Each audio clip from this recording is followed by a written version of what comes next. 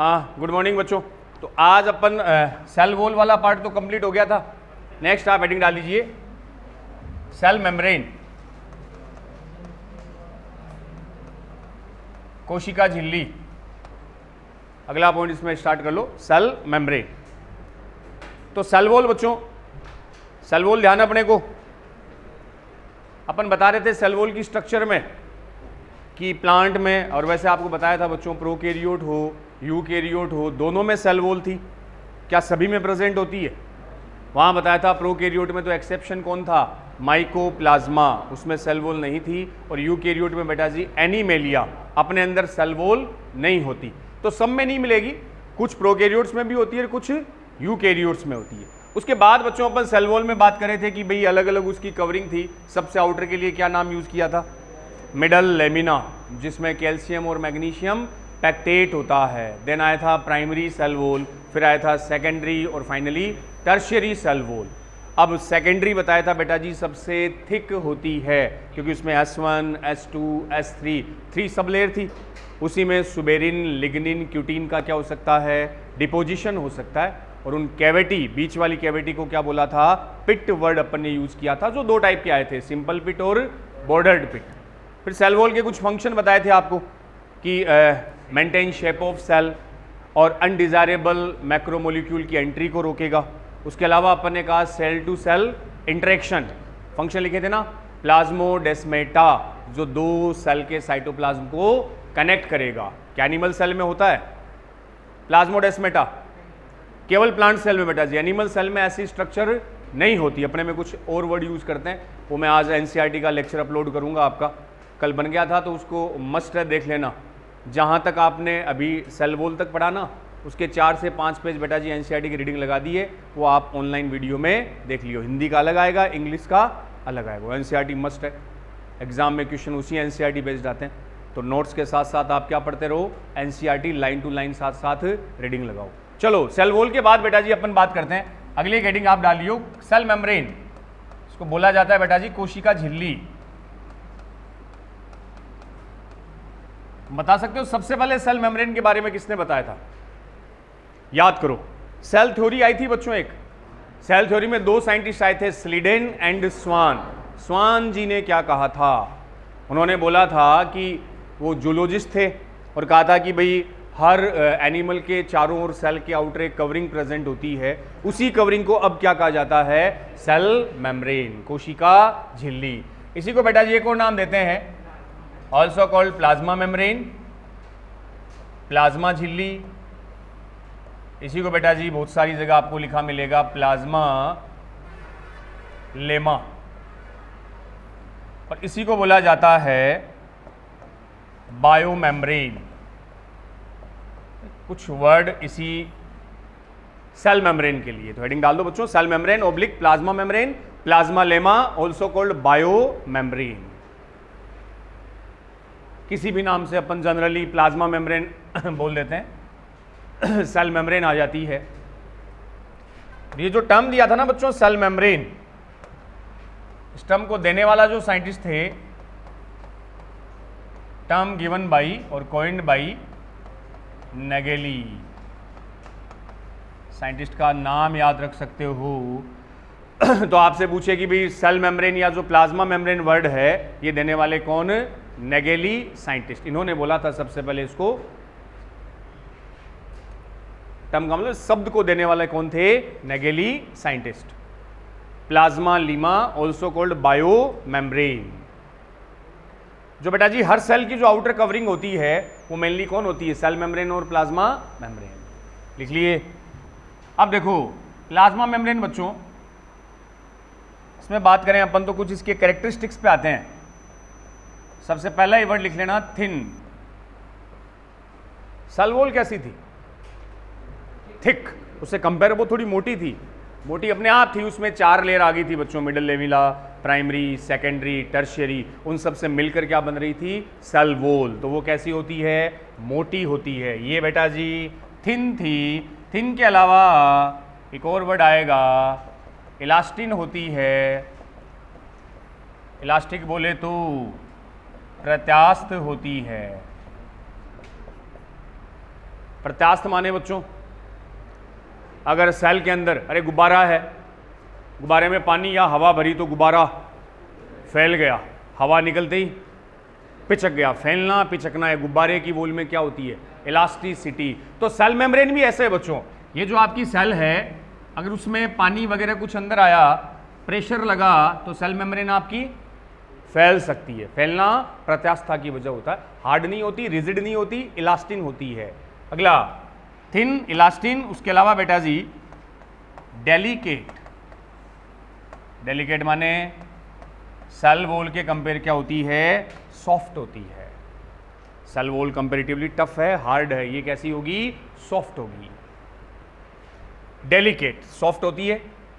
Next important term आता है बेटा जी इसके लिए, सेलेक्टिवली परमिएबल। सेलेक्टिवली परमिएबल होती है। सेलेक्टिवली परमिएबल का मतलब हुआ चयनात्मक पारगम्य। चयनात्मक पारगम्य होती है, सेलेक्टिवली परमिएबल। या इसके लिए एक वर्ड और बेटा जी आता है कई बार, सेमी परमिएबल, अर्ध पारगम्य। दो वर्ड लिखना, फिर इसका मीनिंग समझते हैं अपन। सेल मेम्ब्रेन का एक इंपॉर्टेंट फीचर है सेलेक्टिवली परमिएबल, चयनात्मक पारगम्य, और कैसी बेटा जी, सेमी परमिएबल। क्या होता है सेल वॉल को क्या लिखा था, परमिएबल, वहां आपने केवल बेटा जी वर्ड लिखा था परमिएबल है, पारगम्य। अब मेजर डिफरेंस है, मेजर डिफरेंस ये देखो बच्चों, तीनों वर्ड अपन क्लियर कर लेते हैं। ये मान लो अपनी सेल मेम्ब्रेन सेल वॉल है। अब सेल वॉल तो थी परमिएबल, कुछ भी आए, जैसे सेल वॉल पर ये पोर है, माइन्यूट पोर होते हैं बच्चों, उस पोर से छोटा कुछ भी हो वो सब उस सेल वॉल के अंदर एंट्री ले लेगा, कोई सिलेक्शन नहीं होगा, चाहे वो सेल के काम का हो चाहे हार्मफुल हो, वो सारे आयंस पार्टिकल सेल के अंदर आ सकते हैं। तो वो कैसी है, परमिएबल। इसके लिए मैंने क्या लिखा, सेलेक्टिव का मतलब मान लो सेल में सोडियम की डेफिशिएंसी है, किसकी, सोडियम नाम सुना, सोडियम पोटेशियम आयंस होते हैं। अब सोडियम के लिए अगर परमिएबल है तो केवल सोडियम ही जाएगा बच्चों, अगर वहां पोटेशियम प्रेजेंट है उसको एंट्री नहीं मिलेगी। अरे 11th वालों की क्लास है तो 11th वालों को आने दिया, 12th टारगेट वाले एंट्री नहीं ले सकते। कमल सर की क्लास होती है ना, उसमें कौन अलग हो जाएंगे, अलग हो गए, वो सेलेक्टिव है। अपनी क्लास है उसमें सारा टारगेट भी बैठा है, 11th भी बैठा है, सबके लिए परमिएबल है। कोई भी आगे क्लास ले लो, वो प्रॉपर्टी कौन सी होगी, सब की एंट्री फ्री है, कोई आओ। बट कमल सर या किसी स्पेशल क्लास होती, केवल कौन से बच्चे बैठेंगे, या तो 11th वाले, न्यू वाले, या टारगेट वाले, तो उनकी एंट्री है, बाकी की एंट्री तो केवल सेलेक्ट करके बच्चों एंट्री देती है, उसको आप क्या बोल दोगे, सेलेक्टिवली परमिएबल। तो वेरी इंपॉर्टेंट फीचर, जिनकी रिक्वायरमेंट होगी या जिनके लिए परमिएबल है वही जाएंगे, दूसरों की एंट्री नहीं होगी।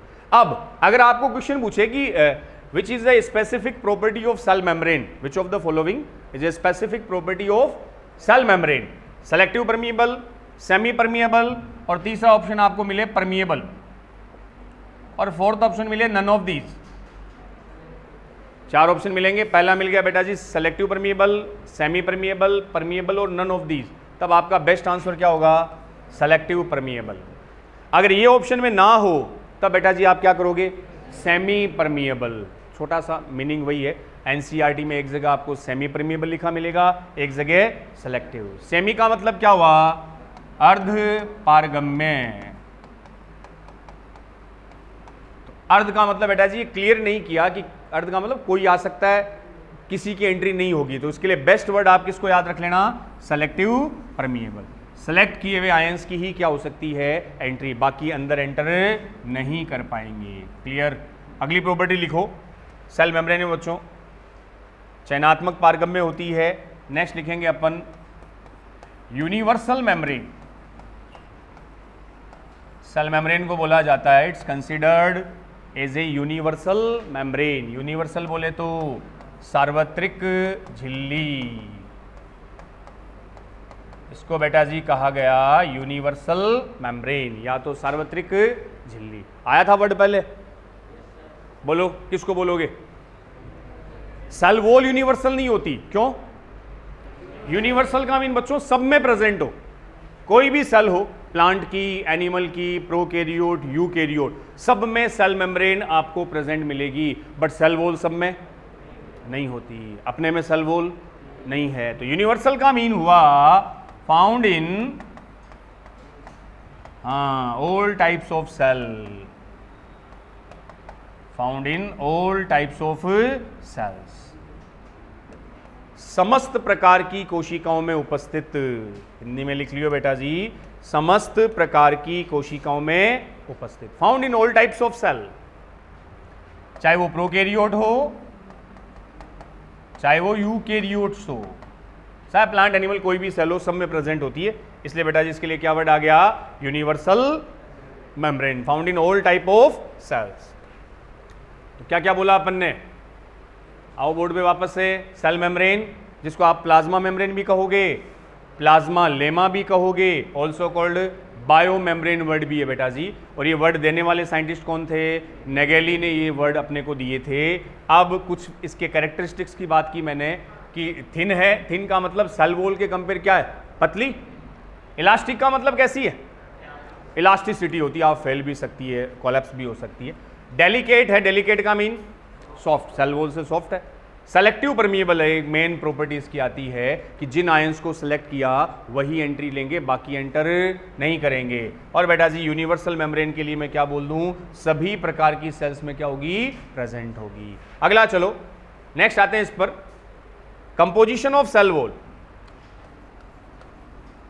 कंपोजिशन ऑफ सेल मेम्ब्रेन किसकी बेटा जी मेनली बनी होती है, कंपोजिशन ऑफ सेल मेम्ब्रेन, क्या क्या होता है सेल मेम्ब्रेन में, कोशिका झिल्ली किसकी बनी होती है, तो बताओ। देखिए सेल वॉल किसकी बनी थी, अलग अलग में थी, अब ऐसी सेलुलोज थोड़ी बोल दोगे। आपसे पूछा जाए कि भाई प्लांट की किसकी बनी है, तब आप बताओगे। आपसे पूछ ले फंजाई की किसकी बनी है, काइटिन की बनी है। आपसे बोल दे डाइटम्स की किसकी बनी है, डाइटम बोलो, सिलिका, और साथ में पढ़ते ही नहीं है, पढ़ना आंसर आवन है तो घर जाके संभालते हो क्या, नोटबुक लगाया करो, रीडिंग इतना इजी नहीं होता सब। और बायो तो ऐसी इंपॉर्टेंट है, जितनी बार बेटा जी रिवाइज करोगे ना उसको, उतना ही वो सेरेब्रम में घुसेगी। सेरेब्रम क्या होता है सर, नाम सुना है? क्या होता है, पता ही नहीं सर, जिसके है वो जाने, हमें क्या मतलब है ना जिसमें है वो। अरे सेरेब्रम ब्रेन का सबसे largest and advance part, brain का, छोड़ो सर क्या दिमाग की बातें करते हो ब्रेन का सबसे एडवांस पार्ट होता है बेटा जी, सबसे एडवांस जो आपकी मेमोरी है। अरे ब्रेन, अपना जो ब्रेन है 3 पार्ट होते हैं उसके, fore brain, mid brain, hind brain. 11th वालों ने पढ़ा नहीं है, तब आ रही है बातें आपको, तब हंस रहे हो। जिस दिन पढ़ लेंगे ना कि सब का मुंह बंद कर देंगे सर, है ना, अभी तो हमने स्टडी की नहीं है। चलो तो उसमें बच्चों फोर ब्रेन में होता है एक cerebrum, largest part of brain है ये आपका, इसको फ्रंटल बोला मैंने, पैराइटल बोला, टेम्पोरल बोला, ऑक्सीपिटल बोला। तो जो भी बातें आप स्टोर करते हो, आपकी मेमोरी, इंटेलिजेंस, आइडिया, सारे के सारे किस में जाते हैं, फोर ब्रेन में। और फोर ब्रेन का भी कौन सा पार्ट, सेरेब्रम। तो बेटा जी अगर एक्सीडेंट वाले केस में यहाँ डैमेज हो ना, यहाँ चोट लगे, तब मेमोरी लॉस, याददाश्त जाने के चांसेस सबसे ज़्यादा होते हैं। ये आपका माइंड है, यहाँ मैक्सिमम बातें आप क्या करोगे, स्टोर करोगे। तो बात कर रहा था मैं composition of cell membrane. Cell membrane बच्चों किसकी बनी होती है, इसमें क्या क्या कंपोनेंट होते हैं, तो 2 चीज़ों से मिलकर बनी है बच्चों, मेन 2 कंपोनेंट। मैंने लिखा एक प्रोटीन, एक इसमें प्रेजेंट होगा लिपिड, और माइन्यूट क्वांटिटी में बेटा जी तीसरी कैटेगरी आ गई कार्बोहाइड्रेट। तीनों चीजें होती है, तो कंपोजिशन लिख लेना, protein, lipid and carbohydrate.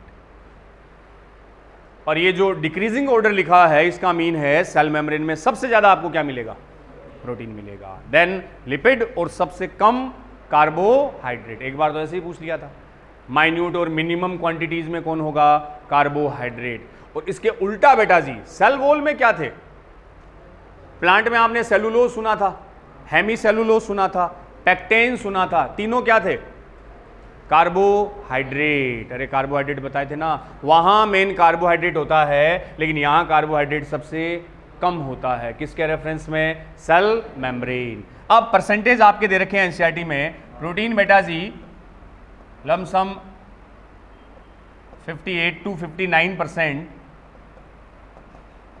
58 to 59%। Lipid जो होगा वो 40% के लगभग होगा, और कार्बोहाइड्रेट बताते हैं 1 to 2%। तो प्रोटीन सबसे ज्यादा, फिर आया लिपिड, और देन बेटा जी कौन? कार्बोहाइड्रेट 1 से 2%। ये इनके कंपोनेंट होते हैं।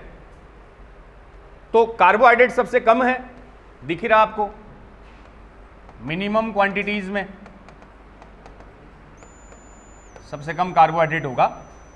कोई भी सेल मेम्ब्रेन हो बच्चों, क्योंकि सेल मेम्ब्रेन आपको हर जगह मिलेगी, हर सेल पर मिलेगी, वहां कार्बोहाइड्रेट हमेशा क्या रहेगा? ये एक एवरेज बताइए आपको। एवरेज मतलब जैसे कई सेल मेम्ब्रेन की स्टडी की, प्लांट की सेल मेम्ब्रेन, एनिमल की, और भी सबकी सेल मेम्ब्रेन, फिर उनका एवरेज निकाला, तो एवरेज में बेटा जी प्रोटीन की जो अमाउंट थी वो सबसे ज्यादा, फिर लिपिड और फिर कार्बोहाइड्रेट। अब एक चीज सुनो, दो चीजें मैंने बेटा जी, प्रोटीन और लिपिड। तो प्रोटीन और लिपिड को कंबाइनली क्या बोल सकते हो? एक नाम इनको कंबाइनली दे देंगे अपन, प्रोटीन और लिपिड कंबाइनली बेटा जी क्या बन जाएगा? Lipo protein. ये वर्ड आप यूज कर सकते हो। और अगर आपने बायोमोलिक्यूल के लेक्चर लिए हैं, जो कि मैं उम्मीद करता हूं कि पूरे चांस से नहीं लिए, है ना, ले लो, बार बार कहता हूं, वो पूरा चैप्टर इसमें इंक्लूड होता है। तो प्रोटीन प्लस लिपिड मिलकर के क्या वर्ड बना? Lipo protein, lipid plus protein. तो मेन अगर सेल मेम्ब्रेन आपसे पूछे तो आप बोल सकते हो बेटा जी क्या है? लाइपोप्रोटीन है, जिसका मैक्सिमम पार्ट प्रोटीन और फिर कौन आ गया? लिपिड आ गया। अभी जो परसेंटेज है इनकी बेटा जी, प्रोटीन लिपिड, ये एक एवरेज आपको बताइए मैंने, फिक्स नहीं है कि हर सेल में इतना ही प्रोटीन होगा, हर मेम्ब्रेन में इतना ही लिपिड होगा। इसकी अमाउंट वेरी करती है। आपने कौन सी सेल उठाई है, जैसे मान लो आपने अपनी बॉडी की न्यूरॉन उठा लिया, नर्वस सेल उठा ली, क्या बताया था न्यूरॉन के बारे में? लॉन्गेस्ट सेल कौन सी थी? लॉन्गेस्ट एनिमल सेल कौन सी थी? न्यूरॉन, तंत्रिका आया था ना। और largest animal cell? Egg of ostrich, शुतुरमुर्ग का अंडा। क्लियर बच्चों? अब देखो, जो न्यूरॉन है, अपन ने कहा ये जो अमाउंट है वो एक एवरेज है, ये फिक्स नहीं है। सेल टू सेल ये अमाउंट क्या करेगी? वेरी करेगी, चेंज होती रहेगी। जैसे मैंने बात की नर्व की बेटा जी, अगर नर्व की अपन बात करें, तंत्रिका की अगर मैं बात करूं, तो वहां जो लिपिड की अमाउंट है थोड़ी सी और ज्यादा हो जाएगी, थोड़ा सा। हालांकि एक नंबर पे हमेशा कौन रहेगा? प्रोटीन। तो बस इनकी अमाउंट वेरी करती रहती है, कहीं लिपिड 40 से 42 हो जाएगा, कहीं और भी कम हो जाएगा, बट मैक्सिमम हमेशा प्रोटीन, मिनिमम हमेशा कार्बोहाइड्रेट। तो एक लाइन आप इसमें मेंशन कर लियो कंपोजिशन ऑफ सेल मेम्ब्रेन में, कि अमाउंट और percentage of protein and lipid, amount और percentage of protein and lipid may vary in different type of cells, may vary in different type of cells। तो very करेगा, इसकी number बदलती रहेगी। कहने का मतलब प्रोटीन और लिपिड की मात्रा विभिन्न प्रकार की कोशिकाओं में भिन्न भिन्न होती है। अमाउंट और percentage of protein and lipid में vary in different type of cell. Vary का मतलब चेंजेबल, भिन्न भिन्न बोलते ना, अलग अलग।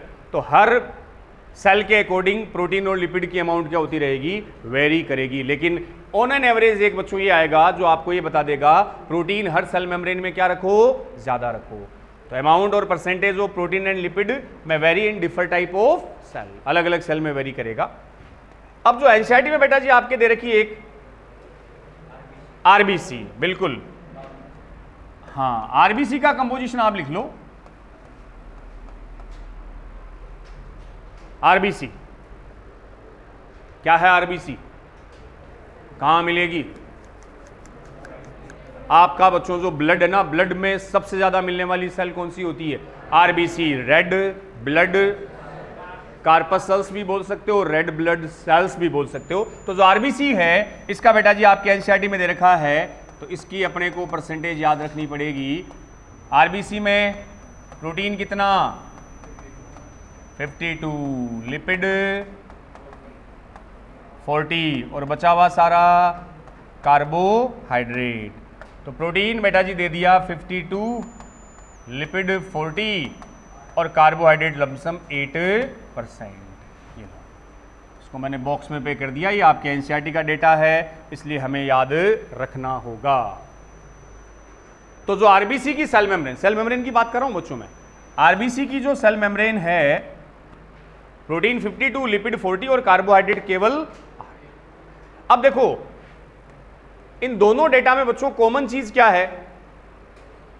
अब मैंने कहा ना कि हर सेल के अकॉर्डिंग इसकी अमाउंट क्या करेगी, वेरी करेगी। तो यहां प्रोटीन देखो बताया आपको, एवरेज कितनी बताई थी 58 से 50, लेकिन जब आरबीसी की आता है तो प्रोटीन थोड़ा सा कम हो गया, लिपिड उतना ही रहा, कार्बोहाइड्रेट थोड़ा सा, लेकिन अभी भी सबसे कम। बस तो आपसे पूछे हमेशा कोई भी सेल मेम्ब्रेन ले लो, मिनिमम अमाउंट बेटा जी कौन मिलेगी, कार्बोहाइड्रेट, और मैक्सिमम हमेशा कौन रहेगा? हाँ, अमाउंट थोड़ी बहुत कम ज्यादा सेल के अकॉर्डिंग हो सकती है, इसलिए हमने कहा उनकी परसेंटेज क्या करेगी, वेरी करेगी। क्लियर? अब आरबीसी की बात करें, आपने इतना तो बता दिया आरबीसी अपने ब्लड में होती है, और हमने ये भी बताया था आरबीसी में बेटा जी न्यूक्लियस नहीं होता। क्यों नहीं होता? आरबीसी में माइटोकॉन्ड्रिया भी हमने बताया था। क्यों? तो आपने बोला कि सर आरबीसी के अंदर का एरिया, अरे क्लास में इतने सारे बैठे हो, सारी टेबल कुर्सी बाहर निकाल दी तो अंदर का स्पेस मतलब रहेगा तो उतना ही, लेकिन ये जो अपना था अड़ंग बड़ंग सब बाहर निकाल दो। अरे किसी रूम में कबाड़ पड़ा है, कबाड़ी समझ गए, टूटी हुई लोहे की टेबल पड़ी है, उससे बेटा जी एक एरिया पैक हो गया। उन सबको जब बाहर निकालोगे तो अंदर अपने पास खूब सारा स्पेस हो गया। तो आरबीसी अपने, हालांकि कबाड़ तो नहीं होते, हीमोग्लोबिन, माइटोकॉन्ड्रिया, न्यूक्लियस, हीमोग्लोबिन तो रखेगा, बाकी सबको बाहर निकाल देगा।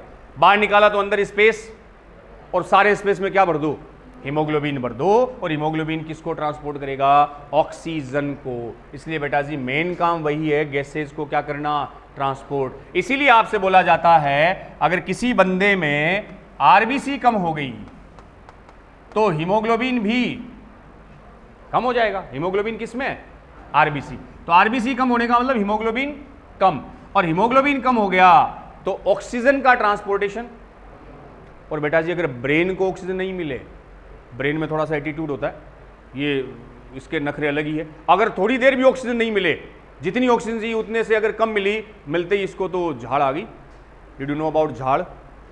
झाड़ समझ लो, गुस्सा आ गया, और ये क्या तरीका है, मुझे ऑक्सीजन क्यों नहीं दी। बाकी ऑर्गन में चाहे कुछ देर के लिए ना मिलो, थोड़ी सी कम मिलो, वो बेचारे एडजस्ट कर लेते हैं, इसके नखरे अलग है। तो इसको भी अगर थोड़ी सी ऑक्सीजन कम मिलती है तो सुन्ना हो गया, सुन्ना इन द मेन कोमा में चला गया, ब्रेन डेड हो सकता है। कोमा समझते हो ना, बस केवल हार्ट बीट ब्रीदिंग चालू है, बाकी उस पेशेंट को कुछ पता नहीं चलेगा। तो अगर ब्रेन को थोड़े समय के लिए ऑक्सीजन की सप्लाई ना हो तो ब्रेन काम करना बंद कर देगा। इसलिए बेटा जी O2 ट्रांसपोर्टेशन सबसे ज्यादा मेनली किसको चाहिए, ब्रेन को।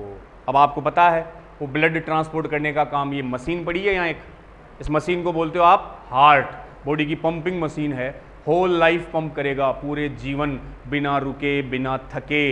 ऐसा नहीं होता कि यार 5 दिन से बीट कर रहा हूँ, 2 घंटे रेस्ट कर लेता हूँ, हार्ट बेचारा ऐसे नहीं, होल लाइफ पंप करेगा, पिचकना, सिस्टोल, फैलना, diastole, systole, diastole, systole, diastole, ताकि पूरे बॉडी में ब्लड को क्या कर सके, पंप कर सके। और एक बच्चों आर्टरी है जो ब्लड आपके ब्रेन में लेकर जाएगी, वो रेगुलर ब्रेन को ब्लड की क्या करेगी, सप्लाई। ब्लड का मतलब उसे क्या देगी, ऑक्सीजन। ऑक्सीजन के साथ क्या मिलेंगे, न्यूट्रिएंट्स भी मिलेंगे, पोषक पदार्थ मिलेंगे, तब ब्रेन की सेल आपकी एक्टिव रहेगी, काम करेगी। तो बच्चों मैंने कहा अगर आरबीसी कम हो गया तो हीमोग्लोबिन भी कम हो गया। इस डिजीज के लिए एक अलग से वर्ड क्या देते हो आप, एनीमिया।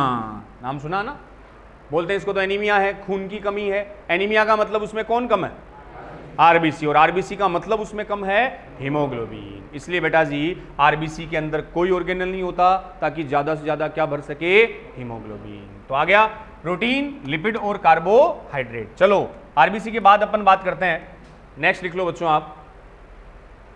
अभी जो लिपिड लिखे ना मैंने, उस लिपिड की थोड़ी सी बात करता हूं, एक लाइन पहले मैं समझा देता हूं। मेन और major lipid of cell membrane, ये समझो पहले, फिर आगे इसकी स्ट्रक्चर समझ में आएगी। सेल मेम्ब्रेन की सबसे मुख्य लिपिड जो होती है बेटा जी, उसका नाम है फॉस्फोलिपिड। इसकी स्ट्रक्चर पहले थोड़ी समझेंगे, तब सेल मेम्ब्रेन अपने समझ में आएगी। मेन और major lipid of cell membrane. कोशिका झिल्ली में मिलने वाली सबसे मुख्य लिपिड कौन सी होगी? फॉस्फोलिपिड होगी। बोल रहा हूं मैं, लिपिड वाला लेक्चर देख लेना, उसमें डिटेल में बता रखी ये बातें, वो आपने नहीं देखा इसलिए मैं पहले इसको बता दूं थोड़ा सा कि सेल मेम्ब्रेन में बच्चों लिपिड कितने % है? 40। लिपिड में भी सबसे मेन कौन सी है? अब नाम से कुछ समझो आप, लिपिड के साथ किसको जोड़ा? फॉस्फेट को जोड़ दिया, तो क्या बन गई? फॉस्फोलिपिड। क्या है, कैसी स्ट्रक्चर होती है? पहले मैं थोड़ा सा इसको बता देता हूं, अपने कान खुले रखना कि फॉस्फोलिपिड बेटा जी इसकी स्ट्रक्चर ऐसी होती है, इसमें एक तो प्रेजेंट होता है फैटी एसिड, लिपिड में एक तो आता है बेटा जी फैटी एसिड, जिसको हिंदी में बोलते हैं वसीय अम्ल। हाँ, एक फॉस्फोलिपिड में होता है ग्लिसरेरोल। तीसरा इसमें कंपाउंड आता है H3,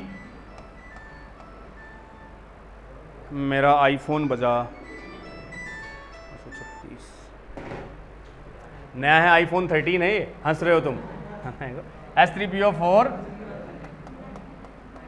एक नाइट्रोजन कंपाउंड। लिखो 4 वर्ड, फिर मैं इनको समझाता हूं क्या है फॉस्फोलिपिड।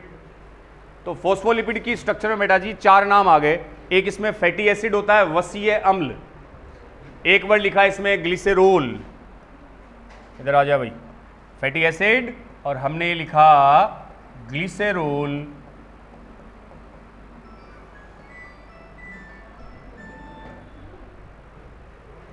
ग्लिसरेरोल और एक नाइट्रोजन कंपाउंड, नाइट्रोजन यौगिक H3PO4, इसको बोलते हैं फॉस्फोरिक एसिड, फॉस्फोरिक एसिड। इसी ये बच्चों देखो PO4 को क्या बोलते हो? फॉस्फेट बोलते हो ना। तो लिपिड के साथ क्या जोड़ा है? फॉस्फेट। ये लिपिड वसा होती है, वसा 2 चीजों से मिलकर बनती है, वसीय अम्ल और ग्लिसरेरोल। लिखो फिर 2-4 छोटी मोटी बातें अपन करते हैं बच्चों। जैसे आप बार बार कार्बोहाइड्रेट वर्ड यूज करते हो। अब कार्बोहाइड्रेट में अपन ने बोला है मोनोसैकेराइड, ओलिगोसैकेराइड, पॉलीसैकेराइड। प्रोटीन किसका बना होता है?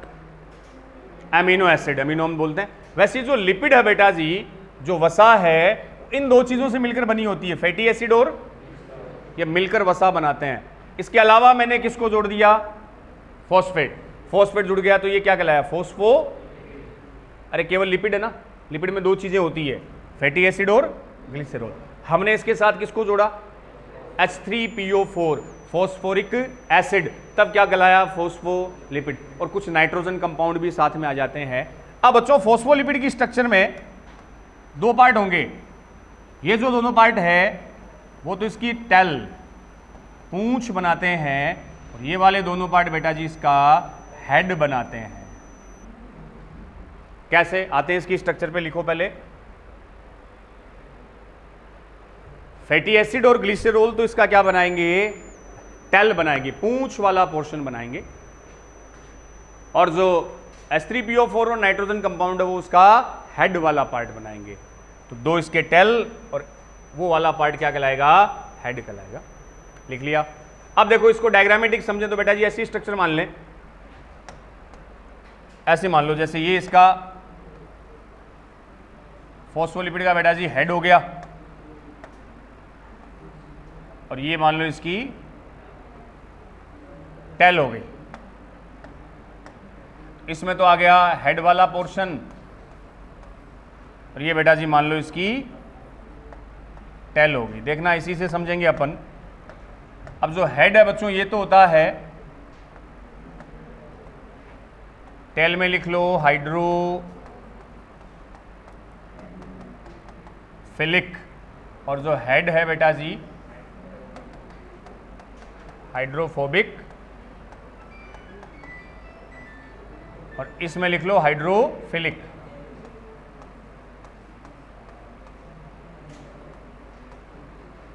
हाइड्रोफिलिक ये लिखना डायग्राम बना के। अब देखो टेल और हेड में क्या क्या डिफरेंस है, इस स्ट्रक्चर को दिमाग में रखना बेटा जी। जब सेल मेम्ब्रेन की स्ट्रक्चर पढ़ेंगे ये डायग्राम बार बार आपके सामने आएगा, तो मैं इसको यहीं क्लियर कर देता हूं एक्चुअल में है क्या। टेल थोड़ा सा साइड में कर दें, हाइड्रोफोबिक और हाइड्रोफिलिक। जो सिर वाला पोर्शन है वो हाइड्रोफिलिक होता है। ये फिलिक फोबिक समझते हो? जल रागी, जल स्नेही। फोबिक का मतलब डरना, exam phobia, minor phobia, minor से ठीक भले नींद नहीं आती, घबराहट रहती है, क्या होगा कैसे होगा, फिर से अच्छा नहीं होगा। तो फोबिया का मतलब डर।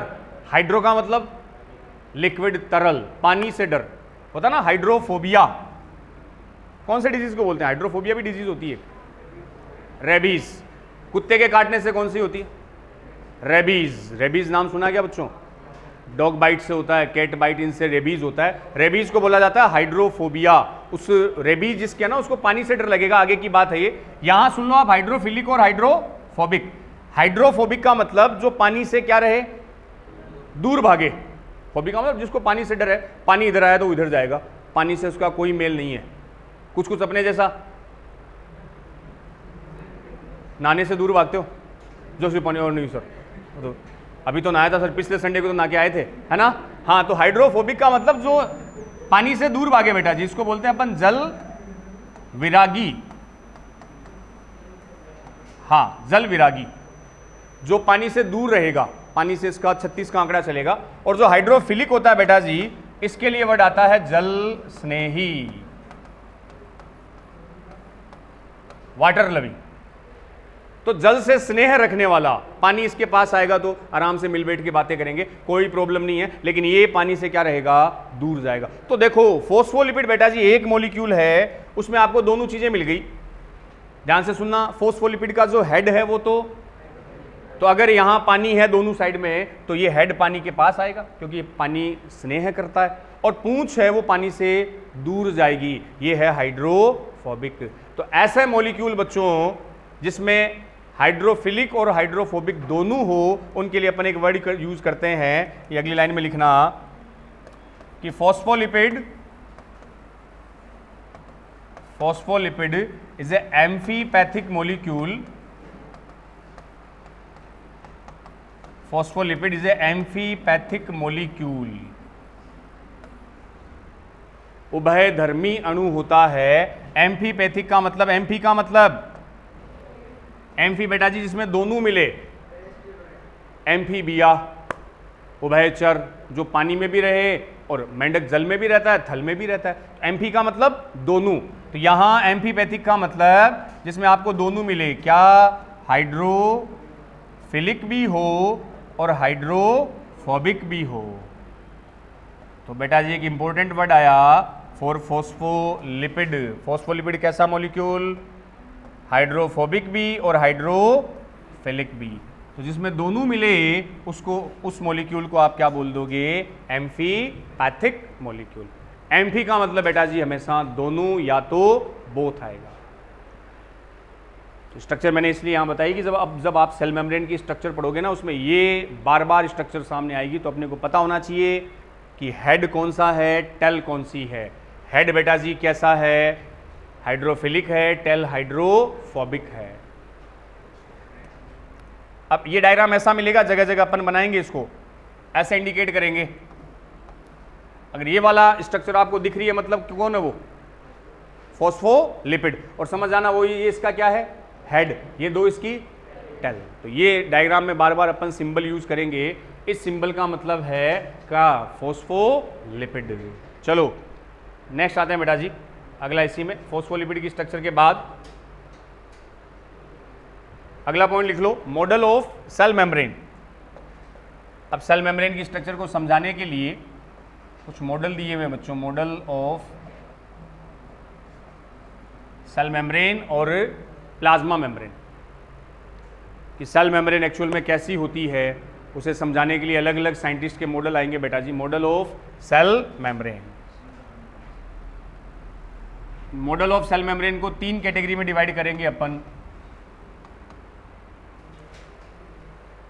सेल मेम्ब्रेन के मॉडल, जो साइंटिस्ट ने बोला कि भाई हमने तो बोल दिया कि सेल मेम्ब्रेन किसकी बनी है, प्रोटीन की है, लिपिड की है और थोड़ा बहुत क्या है, कार्बोहाइड्रेट। अब उसकी स्ट्रक्चर कैसी है उसे समझाने के लिए बेटा जी अलग अलग मॉडल दिए गए, जिसमें पहला अपन लिखते हैं लिपिड मॉडल। फर्स्ट टाइप का मॉडल आप लिख लियो बेटा जी, लिपिड मॉडल। सेकेंड हम डिस्कस करेंगे सैंडविच मॉडल। वही सैंडविच जो आप समझ रहे हो उसी सैंडविच की स्ट्रक्चर पे बेस्ड जाएगा बिल्कुल। और सबसे एक्सेप्टेबल जो है बच्चों फ्लूइड, हाँ आइसबर्ग वाला ही, fluid mosaic model.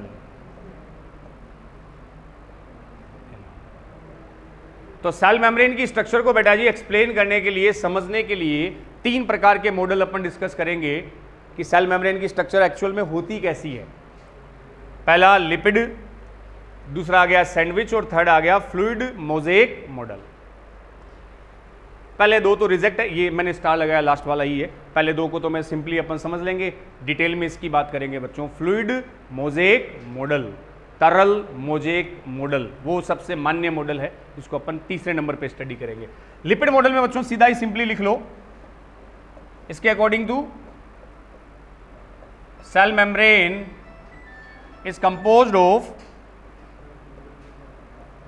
cell membrane is composed of lipid layer।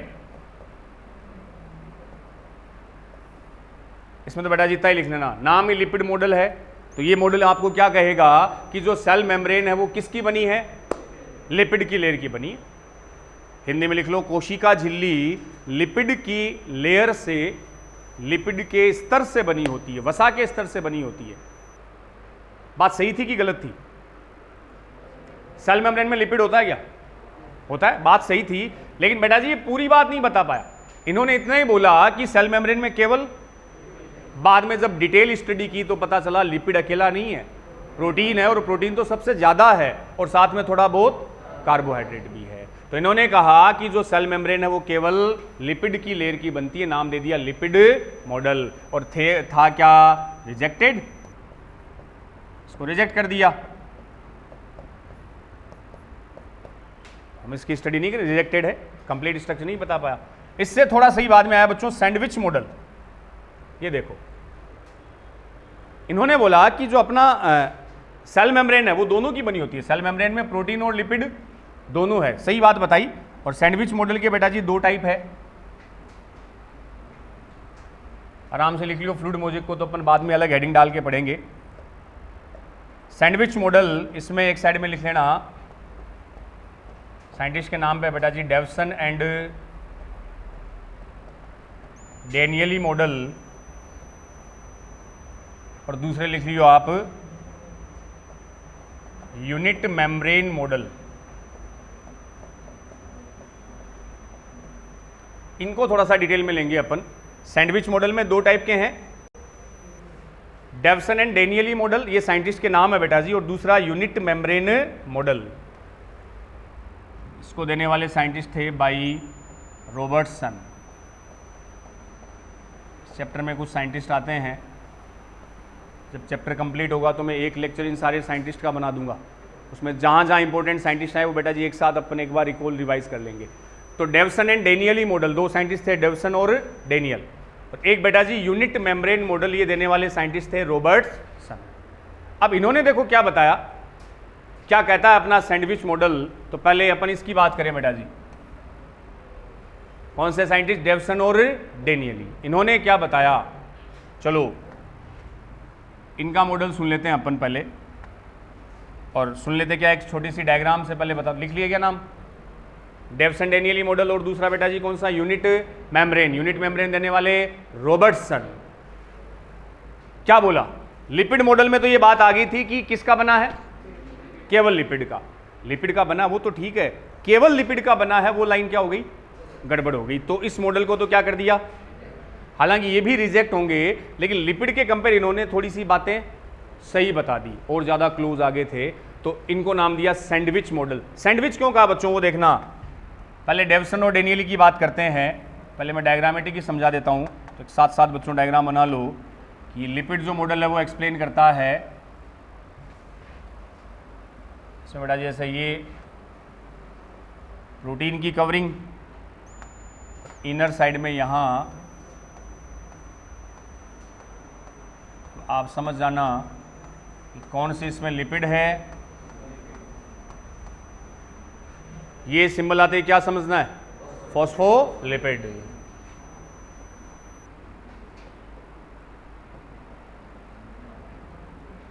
ये बना लियो, ये डेवसन और डेनियली।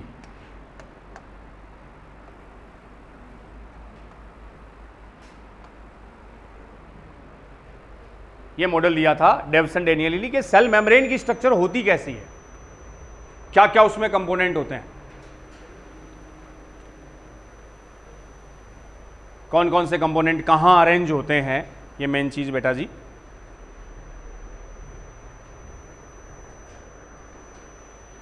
तो इस मॉडल डायग्राम में जब आपको बोले कि भी फॉस्फोलिपिड ढूंढो, ढूंढ लेंगे। ये क्या है? फॉस्फोलिपिड। ये है तो गुरुजी फॉस्फोलिपिड बस ऊंधी हो गई, है ना, रिवर्स अपसाइड डाउन हो गई, फॉस्फोलिपिड ही है, दोनों फॉस्फोलिपिड है बच्चों। तो फॉस्फोलिपिड की देखो, अब देखो कितनी लेयर दिख रही है आपको, एक लेयर फॉस्फोलिपिड। अब तो फॉस्फोलिपिड की बाई लेयर होती है, डबल लेयर होगी। येलो कलर वाले हैं प्रोटीन, ये प्रोटीन और ये सैंडविच देखा है, देखा क्या, खाया भी है खूब, ग्रिल सैंडविच, वेज सैंडविच खूब ठोके अपन ने। तो सैंडविच में बेटा जी क्या होता है, ऊपर नीचे ब्रेड होती है, बीच में वो मम्मी घर पे बनाती है तो मसाला जो भी है वो आलू वगैरह सब भर देते हैं। तो ऊपर और नीचे है प्रोटीन, बीच में है मसाला।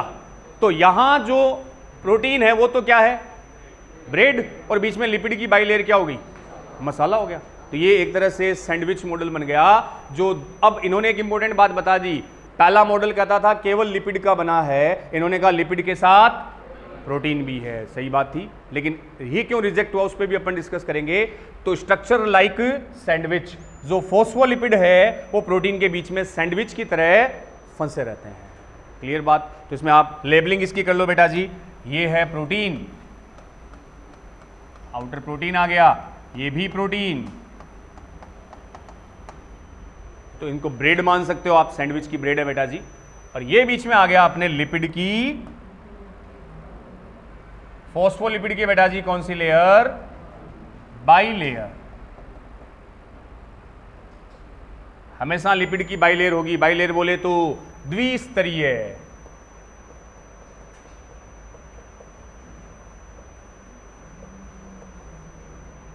लिपिड की हमेशा क्या मिलेगी, बाई लेयर मिलेगी। तो प्रोटीन, लिपिड और प्रोटीन। अब इसको आप ऐसे भी बोल सकते हो बच्चों, इस मॉडल के लिए देखो एक वर्ड और यूज कर ले अपन, डायग्राम से समझ लो। ये है प्रोटीन, फिर ये क्या है, लिपिड, फिर प्रोटीन। तो इसको बोला जा सकता है PLLP मॉडल। एक वर्ड और इसके लिए यूज कर सकते हैं,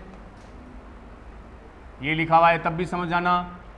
सैंडविच मॉडल की बात हो रही है, प्रोटीन, लिपिड, लिपिड, प्रोटीन। और लिपिड की लेयर कैसी आई, बाई लेयर, जिसमें दो साइड के लिपिड इस प्रोटीन के पास भी है और इधर भी है। तो हमेशा बेटा जी एक इंपॉर्टेंट बात इस मॉडल से आ गई कि फॉस्फोलिपिड की जो लेयर है वो हमेशा डबल होगी, बाई लेयर होगी। क्यों होगी इस पे भी आते हैं। और दोनों साइड में कौन होंगे आपके, प्रोटीन होंगे। अब बच्चों इनकी जो थिकनेस होगी, देखना डायग्राम में ऐड करते रहो। इस प्रोटीन की जो थिकनेस है इस लेयर वो लगभग 20 एंगस्ट्रॉन होती है। लिपिड की जो थिकनेस है वो लमसम 35 एंगस्ट्रॉन। इस प्रोटीन की फिर से आ गई 20 एंगस्ट्रॉन। तो अगर टोटल थिकनेस की बात आए, इसमें सेल मेम्ब्रेन की टोटल थिकनेस पूछे तो कितनी बताओगे, लमसम 75 एंगस्ट्रॉन। समझ गए? जो प्रोटीन की ऊपर वाली लेयर है इसकी थिकनेस, मोटाई लगभग 20 एंगस्ट्रॉन। एंगस्ट्रॉन यूनिट होता है बेटा जी 10⁻⁹ एंगस्ट्रॉन।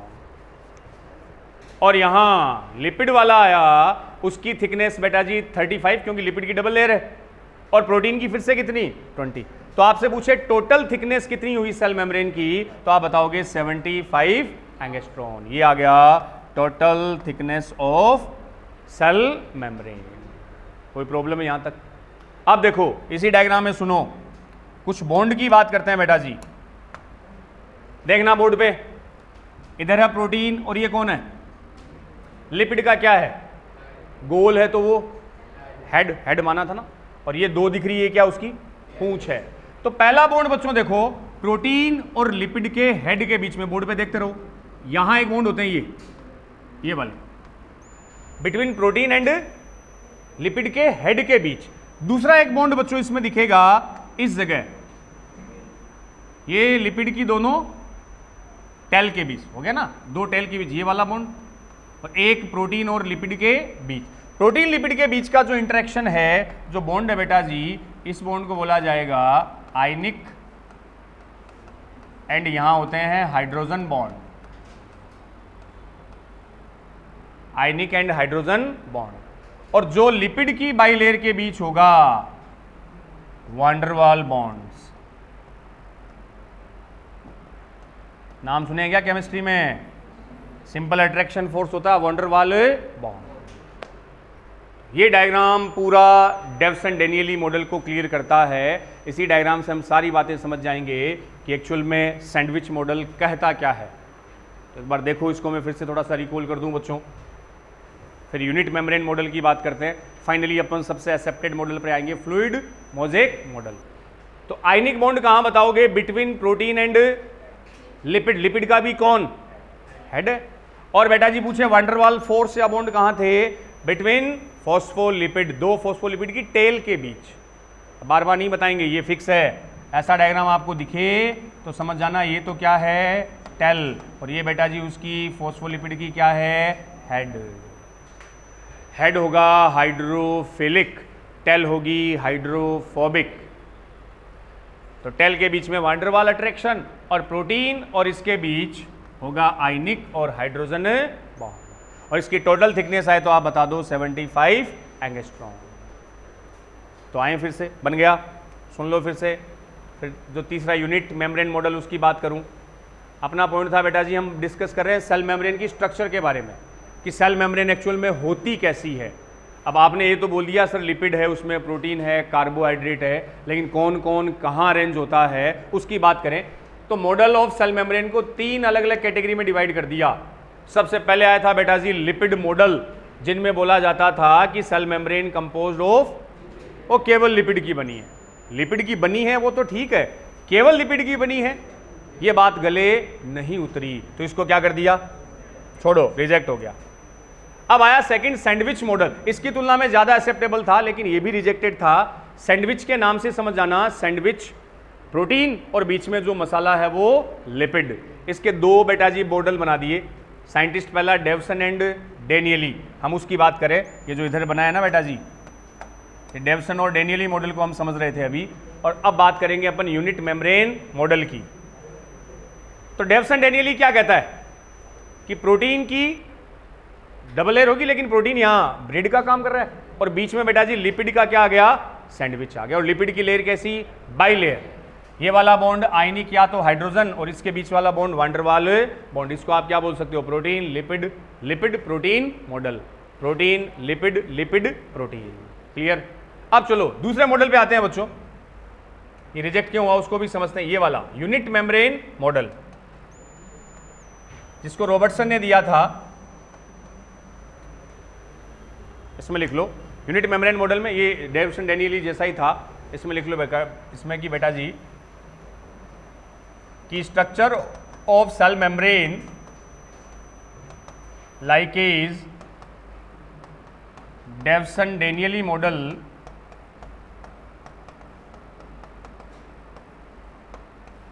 इसने भी ज्यादा कुछ नहीं कहा। इसने कहा कि जो सेल मेम्ब्रेन की स्ट्रक्चर है वो डेव्सन डेनियली की तरह ही है।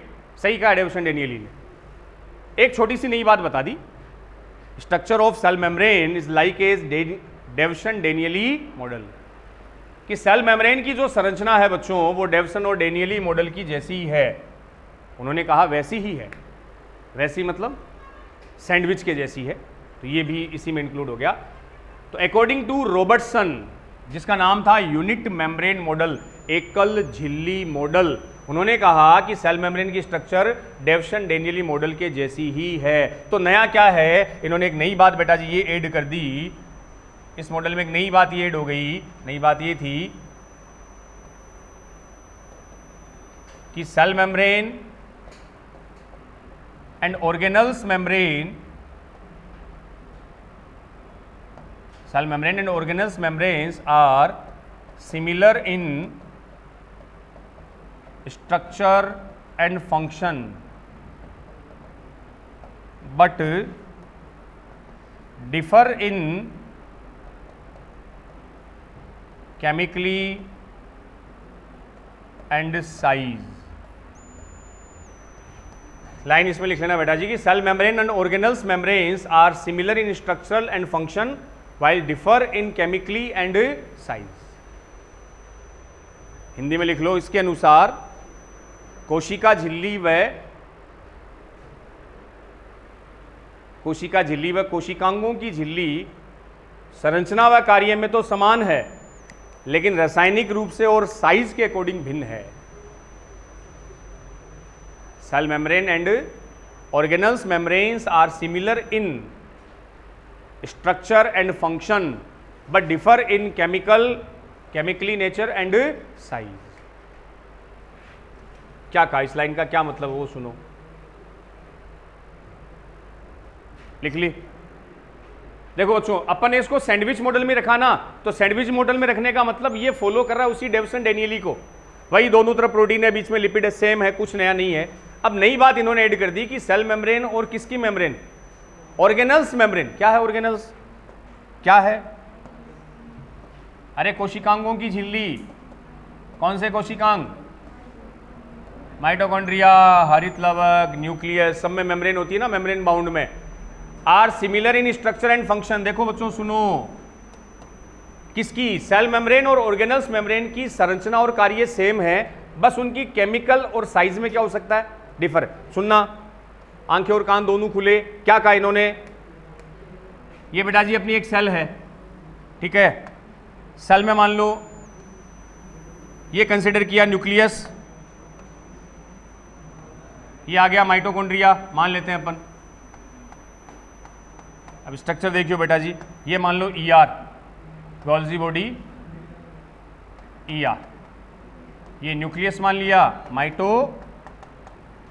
अब देखना रॉबर्टसन ने बच्चों क्या कहा, एक नई बात जो ऐड की वो ये थी, ये आउटर कवरिंग क्या है, यहां मान लो सेल मेम्ब्रेन, न्यूक्लियस के चारों तरफ बेटा जी क्या थी, न्यूक्लियर मेम्ब्रेन, ये माइटोकॉन्ड्रिया, ये एंडोप्लाज्मिक रेटिकुलम।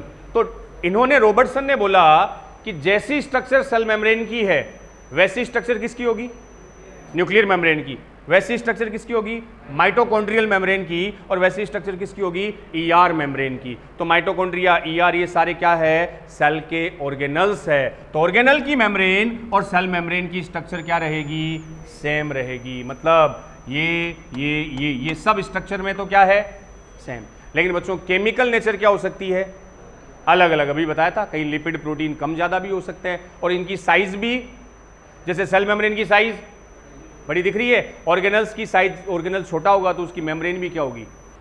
बात समझ में आया। तो क्या क्या, सेल मेम्ब्रेन और ऑर्गेनल्स की मेम्ब्रेन, इनकी सिमिलरिटी किसमें है, स्ट्रक्चर और फंक्शन तो क्या होगा, सेम, बट बेटा जी केमिकल नेचर और साइज क्या होगी, डिफर। क्योंकि साइज तो दिख ही रहा है, सेल मेम्ब्रेन इनमें सबसे क्या होगी, बड़ी होगी। तो साइज और केमिकल नेचर अलग अलग है, बट स्ट्रक्चर और फंक्शन सबकी क्या रहेगी, सेम। ये बताने वाले कौन थे, रॉबर्टसन, और उन्होंने इसे क्या नाम दिया, यूनिट मेम्ब्रेन मॉडल। तो सेल मेम्ब्रेन सबके ऊपर होती है, इसलिए बोल दिया यूनिट मेम्ब्रेन मॉडल। फाइनली अब जो बच्चों अपन बात करेंगे, देखो, और इसको देखो रिजेक्ट क्यों किया, पहले तो ये सुन लो, एक लाइन ये मेंशन कर लेना पहले कि सैंडविच मॉडल ये भी क्या है, रिजेक्टेड है। सैंडविच मॉडल को बेटा जी क्या कर दिया, रिजेक्ट कर दिया। Reason, unable to explain fluidity and selective permeable nature of cell membrane. इसको बेटा जी रिजेक्ट क्यों किया, उसका रीजन अगलों ने दे दिया कि ये जो मॉडल है वो सेल मेम्ब्रेन की इलास्टिसिटी और सेलेक्टिव परमिएबल नेचर को एक्सप्लेन नहीं कर पाया। ये आपसे पूछा जा सकता है कि सैंडविच मॉडल के रिजेक्ट होने का रीजन क्या है, उसे क्यों एक्सेप्ट नहीं किया गया। तो दो बड़े बेटा जी इसमें डीमेरिट थी, दो बड़ी कमियां थी। फर्स्ट, ये सेल मेम्ब्रेन की फ्लूइडिटी या इलास्टिसिटी को नहीं समझा पाया, और दूसरा बेटा जी ये नहीं बता पाया कि जो अपनी सेल मेम्ब्रेन है वो कैसी नेचर की होती है, सेलेक्टिव परमिएबल, चयनात्मक पारगम्य। इन दोनों बातों को कौन नहीं समझा पाया, सैंडविच मॉडल। लिखो फिर मैं थोड़ा इसको समझा दूं। Sandwich model, unable to explain fluidity, fluidity को बच्चों क्या बोल सकते हो, elasticity and selective permeable nature of cell membrane. दो बातें अब सुन लो। पहली चीज, एक्सप्लेन तो आपको ये इसने कर दिया कि प्रोटीन और लिपिड का बना है, उसकी अरेंजमेंट भी आपको बता दी, दोनों साइड में प्रोटीन है, बीच में कौन है, लिपिड है, बाई लेयर है लिपिड की, वो सही बातें थी। अब बच्चों इलास्टिसिटी, शुरू में जब सेल मेम्ब्रेन का कैरेक्टर लिखा तो दिखाया था, फैलना, पिचकना, इलास्टिसिटी। ये इस सैंडविच मॉडल से नहीं पता चलता कि उसमें खिंचाव क्यों होता है।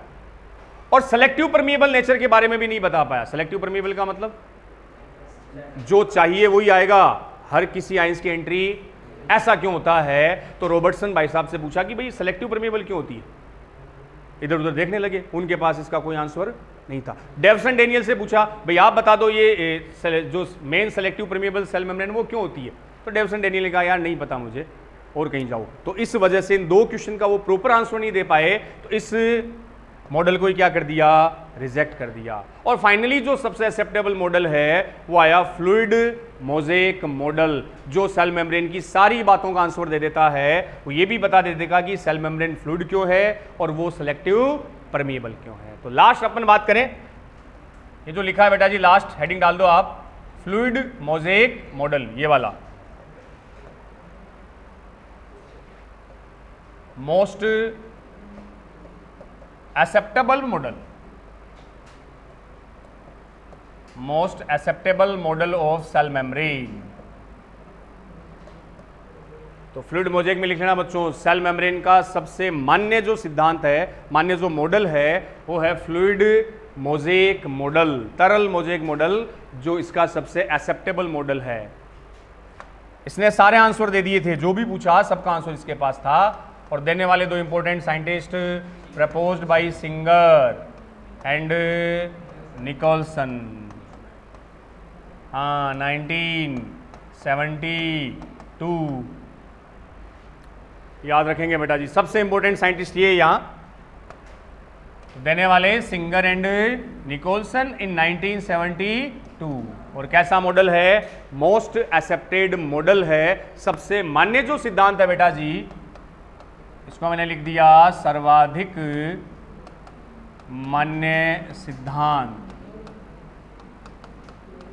हेलो, सबसे मान्य सिद्धांत किसको दे दिया, फ्लूइड मोज़ेक मॉडल, जो सिंगर और ये दो साइंटिस्ट थे, सिंगर और निकोलसन। क्या मॉडल है इसको थोड़ा डिटेल में अपन डिस्कस करेंगे बच्चों। तो बातें यहां तक समझ में आ गई, क्या आज अपन ने डिस्कस किया, मैं थोड़ा सा रिकॉल करवा दूं आपको। आओ एकदम ब्रेन ओपन करके, ज़्यादा कुछ नहीं। फ्लूइड मोज़ेक बड़ा मॉडल है, उसको कल एक साथ समझेंगे, आज के लेक्चर में पूरा नहीं होगा। पीछे पीछे पीछे क्लास में हूँ मैं, बोर्ड पे आओ। चलो यहाँ से फटाफट रिकॉल करवा देते हैं अपन। सेल मेम्ब्रेन बच्चों, जिसको अपन ने क्या नाम दिया, प्लाज्मा मेम्ब्रेन भी बोला, plasma lemma also called bio membrane. ये वर्ड देने वाला साइंटिस्ट पूछे तो क्या बोल देना, नगेली। ये वर्ड दिए थे नगेली ने। अब सेल मेम्ब्रेन कैसी है, तो हमने कहा थिन है साहब, सेल वॉल की तुलना में थिन है। इलास्टिक है, अभी बता रहा था इलास्टिक है। अब यहाँ तो लिख दिया इलास्टिक है, लेकिन वो सैंडविच मॉडल ये नहीं बता पाया कि इलास्टिक होती क्यों है, इसलिए हमने उसको रिजेक्ट कर दिया बच्चों। सॉफ्ट है, डेलिकेट का मतलब सॉफ्ट होती है। सबसे मेन चीज वो सेलेक्टिव परमिएबल है। ऐसा क्या है जो उसको सेलेक्टिव परमिएबल बनाता है? अरे दिमाग थोड़ी है उसके पास, सेल मेम्ब्रेन के पास माइंड थोड़ी है कि किसको आना है किसको रोकना है, दिमाग नहीं है। तो क्या है जो उसको सेलेक्टिव परमिएबल बनाता है, वो हम इस फ्लूइड मोज़ेक मॉडल में बताएंगे। यूनिवर्सल है। यूनिवर्सल का मतलब बच्चा जी, कोई भी सेल हो सब पर आपको कौन मिलेगी, सेल मेम्ब्रेन 100% मिलेगी, बिना किसी एक्सेप्शन के। Found in all type of cell, चाहे प्रोकैरियोट, इधर प्रोकैरियोट और यूकैरियोट, सब में मिलेगा। अब कंपोजिशन की बात करें तो कंपोजिशन में बेटा जी प्रोटीन सबसे ज्यादा, लिपिड उससे कम और कार्बोहाइड्रेट सबसे कम।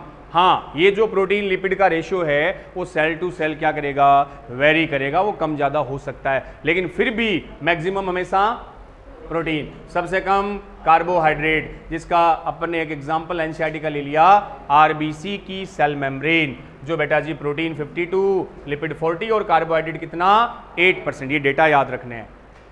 उसके बाद बोला कि मेन या मेजर लिपिड जो सेल मेम्ब्रेन का है वो बेटा जी होता है फोस्फोलिपिड। ये पहले मैं इसलिए बता रहा हूं, इसकी स्ट्रक्चर समझने से आपको पता चलेगा सेल मेम्ब्रेन की स्ट्रक्चर। अब फोस्फोलिपिड का मतलब लिपिड के साथ क्या जोड़ दो, फॉस्फेट। अब इसमें 4 चीजें आई, फैटी एसिड और ये लिपिड बेटा जी इन 2 चीजों से बनता है। हमने साथ में क्या जोड़ दिया, H3PO4। H3PO4 क्या है, फॉस्फोरिक एसिड, और साथ में कुछ नाइट्रोजन कंपाउंड भी होते हैं, कोलिन जैसे। वो लिपिड वाला लेक्चर आप देखोगे तो समझ में आ जाएगा। ये फॉस्फोलिपिड का हेड बनाएंगे, ये दोनों मिलकर उसका टेल बनाते हैं। तो ऐसी एक सिंपल डायग्राम से आप बता सकते हो, ये फॉस्फोलिपिड का हेड, ये उसकी टेल। टेल होगी हाइड्रोफोबिक, जल से दूर भागने वाली, सिर होगा हाइड्रोफिलिक, ये भी आगे लॉजिक यूज होगा फ्लूइड मोज़ेक मॉडल में। देन बच्चों अपन ने बात की, ऐसा सिंबल कहीं दिखे तो आप उसको फॉस्फोलिपिड मानना। अब फॉस्फोलिपिड कैसा मॉलिक्यूल हुआ, एम्फीपैथिक। एम्फी का मतलब दोनों बोले तो जिसमें हाइड्रोफोबिक भी हो और हाइड्रोफिलिक भी हो। अगला बच्चों, सेल मेम्ब्रेन की स्ट्रक्चर समझने के लिए कुछ मॉडल दिए गए कि सेल मेम्ब्रेन होती कैसे है। पहला मॉडल आया लिपिड मॉडल, जो आपको बता देता है कि सेल मेम्ब्रेन केवल किसकी बनी, बात सही है लिपिड की, लेकिन केवल लिपिड नहीं होता, प्रोटीन भी है, कार्बोहाइड्रेट भी है, तो रिजेक्ट हुआ। फिर आया एक इंपॉर्टेंट सैंडविच मॉडल, सैंडविच की तरह बताता है कि ब्रेड की तरह दोनों साइड में प्रोटीन है और बीच में जो मसाला है वो फॉस्फोलिपिड है। तो इसके 2 मॉडल थे बच्चों, साइंटिस्ट डेवसन एंड डेनियली, इन्होंने पहला दिया। फिर एक आया था यूनिट मेम्ब्रेन मॉडल, वो रॉबर्टसन ने बताया था। तो डेवसन डेनियली ने आपको ये बता दिया कि प्रोटीन बीच में फॉस्फोलिपिड की बाइलेयर होगी और यहाँ वाले बॉन्ड आयनिक होंगे और फॉस्फोलिपिड के टेल के बीच वाले बॉन्ड वान डर वाल अट्रैक्शन फोर्स होंगे। इसकी थिकनेस 20 एंगस्ट्रॉन, इसकी 35। टोटल मेम्ब्रेन की थिकनेस आए तो लगभग 75 एंगस्ट्रॉन होगी। देन बेटा जी अपन ने बात की सैंडविच मॉडल में ही, रॉबर्टसन का जो मॉडल था उसने बात वही बताई थी, रॉबर्टसन ने भी, structure of cell membrane like as Danielli Davson model, क्योंकि सैंडविच ही था। एक नई बात बोल दी कि सेल मेम्ब्रेन और ऑर्गेनल्स की मेम्ब्रेन सेम होती है, किसमें, स्ट्रक्चर एंड फंक्शन में। उनमें डिफरेंस होगा उसकी केमिकल नेचर और साइज में। तो आप इस डायग्राम से सिंपली समझ सकते हो भाई, साइज सेल मेम्ब्रेन की तो बड़ी होगी, ऑर्गेनल्स की मेम्ब्रेन की साइज कंपैरेटिवली छोटी होगी। हाँ, स्ट्रक्चर सबकी क्या रहेगी, same. So it's called unit membrane model. लेकिन बच्चों सैंडविच मॉडल भी कुछ क्वेश्चंस के आंसर नहीं दे पाया, इसलिए इसको क्या कर दिया, रिजेक्ट कर दिया। इनसे पूछा कि सेल मेम्ब्रेन सेलेक्टिव परमिएबल क्यों होती है, तो इन साइंटिस्ट के पास इसका कोई आंसर नहीं था। पूछा सेल मेम्ब्रेन की फ्लूइडिटी का रीजन क्या है, इलास्टिसिटी का रीजन क्या है, तब भी ये साइंटिस्ट चुप हो गए, मतलब इन बातों को एक्सप्लेन नहीं कर पाए, तो इसे क्या कर दिया, रिजेक्ट। सैंडविच मॉडल रिजेक्टेड है। फाइनली ऐसा एक मॉडल आया जो हर क्वेश्चन के आंसर देता था, उसे नाम दिया फ्लूइड मोज़ेक मॉडल, जो सेल मेम्ब्रेन का सबसे एक्सेप्टेबल मॉडल है, और देने वाले साइंटिस्ट सिंगर एंड निकोलसन 1972। कल बेटा जी अपन इसको डिटेल में डिस्कस करेंगे। थैंक यू, जय हिंद।